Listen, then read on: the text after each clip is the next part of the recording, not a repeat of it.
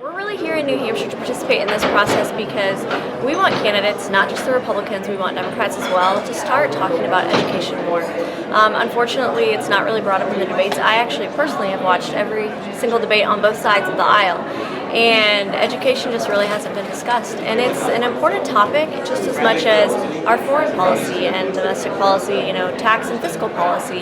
Education is just as important because we're working on educating the future workers of our country. And that's sort of the angle that we're bringing here today, is we want to hear from candidates on both sides of the aisle. Do you trust parents to be making these education decisions?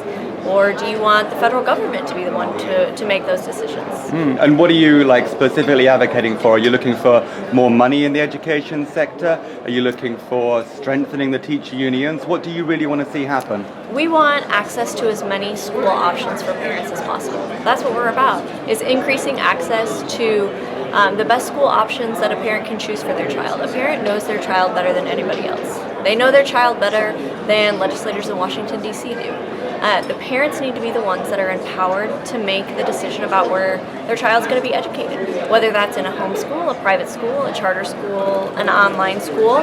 Maybe it's just the traditional brick and mortar school. But parents need to have a full option of menus to choose from when it comes to their kids' education. And what does that translate to really? Because obviously there can only be a specific number of school places available within any given area.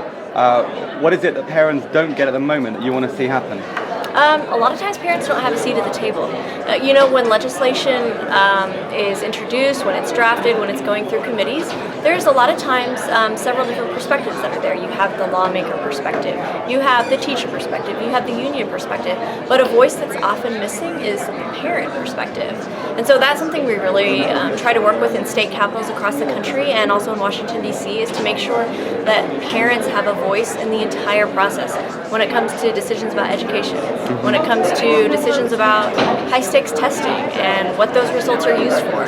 We think it should be more about student-centered accountability, less about high-stakes testing and putting students into average categories, which is what happens with testing. It's, we lump students into an average score that the school got, and we don't really focus on an individual student's learning needs. And so that's what we want to focus on, is individual student accountability, more student-centered accountability, and making sure that the parent perspective is always at the table.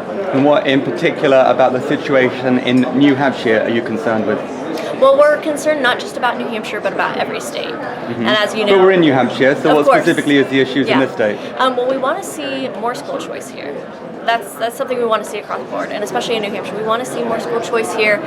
We want to let the legislators here know, hey, if a school choice bill comes up, let's have parents have a seat at the table. And if that comes up, we can certainly activate our parents and get them to that table to have those discussions. And what have you seen so far from any of the candidates on either side of the aisle that you support? Which of the candidates do you think has actually raised this issue or has it as part of their manifesto? Well, some of the candidates who have a legislative background, who've maybe been in a state legislator or they've been a governor, they definitely have a record on education that we can look to and have a pretty good idea of what they might do in the future. Some of the candidates who maybe haven't held public office before, we're not quite as sure, just because we don't have a record exactly to look back at, but that's okay. There's nothing wrong with that. We just want them to start talking about it so that we can compare all the candidates' records. Same with the Democrats.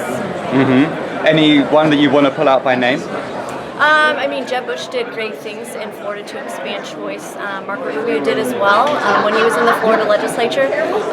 Those are just the two that come to mind. Ohio, Governor Kasich, that's been a really strong state for school choice. And obviously, technology is changing the way that education is done. Is there anything that your organization advocates for in terms of how tech is used in schools? Sure. Well, we obviously believe it goes beyond just every student having an iPad. Everybody says that nowadays, and that's great, but tech goes beyond just every kid having an iPad. For instance, we support virtual schools, which is an online education. And then we also support all these school choice options that would give families the ability to have their kids take extra coursework, to learn skills if they wanted to learn coding or something like that. Maybe the traditional school that they're currently in doesn't offer that, but with another school option, they might be able to get that school curriculum. And how much money would it cost to have the kind of choice for parents that you want? And where would that money come from? Well, it doesn't cost any more than it costs right now. We believe that all public school options should be equitably funded. So that means that the money should really be following the child, and that the child shouldn't be following where the government is dictating the money should go.